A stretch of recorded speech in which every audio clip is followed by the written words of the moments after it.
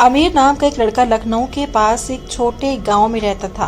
वो बहुत ही ज़्यादा गरीब था। माँ बीमार रहती और बाप मजदूरी करता, लेकिन गुजारा मुश्किल से होता। अमीर अक्सर कहता था, काश मेरे पास इतना पैसा होता कि माँ का इलाज करवा पाता और लोग मुझे गरीबी का ताना ना देते। इसी कमी और दर्द ने उसके दिल में लालच और बेचैनी भर दी। गांव के बाहर एक बूढ़ा तांत्रिक था। लोग कहते थे कि वो जिन्नात से बातें करता है। एक दिन अमीर रोते हुए उसके पास गया। तांत्रिक मुस्कुराया और बोला, तेरी किस्मत बदल सकती है अगर तू चहल काफ का अमल करे, लेकिन यह आसान नहीं है, जान से भी हाथ धो सकता है। अमीर पहले डर गया, पर माँ की बीमारी और गरीबी ने उसे हाँ कहने पर मजबूर कर दिया। तांत्रिक ने उसे नियम बताया। 40 रातें कब्रिस्तान में गुजारनी होंगी।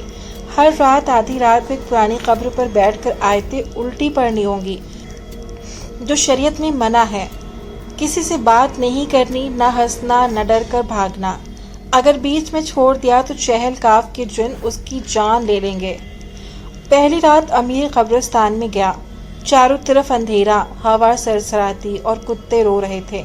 वो कांपते हाथों से पढ़ाई करने लगा। 10 रातों तक बस अजीब आवाजें सुनाई देती, कभी औरत के रोने की, कभी बच्चे के हंसने की। पर 11वीं रात उसे साफ आवाज आई, अमल, अगर तूने अधूरा छोड़ दिया तो तेरा खून पिएंगे। उसकी सांसें तेज हो गईं, लेकिन लालच ने उसे रोक दिया। उस रात अचानक ठंडी आंधी चली। जब 27वीं रात आई, अमीर ने देखा कि उसके चारों तरफ 40 काले साए खड़े हो गए हैं। उनके चेहरे नहीं थे, सिर्फ धुएं जैसी काली शक्लें थी।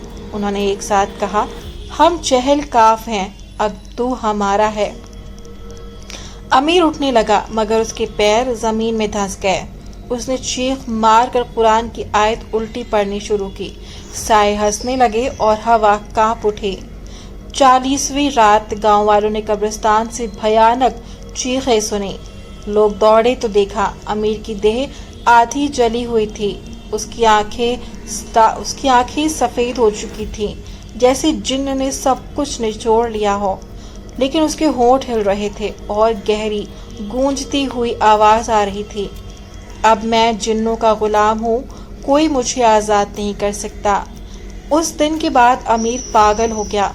कभी सड़कों पर हंसता, कभी चुपचाप कब्रिस्तान भाग जाता। आखिरकार एक दिन उसकी लाश उसी कब्र के पास मिली, बिना आंखों के।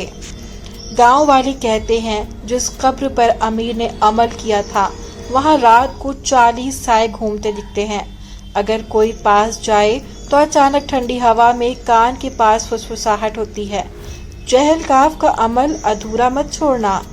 कई लोग दावा करते हैं कि वहां जाने के बाद इंसान महीनों तक बीमार रहता है और कुछ की अकल ही चली जाती है। लेकिन सच चाहे जो भी हो, चहल काफ का अमल हराम है और जानलेवा समझा जाता है।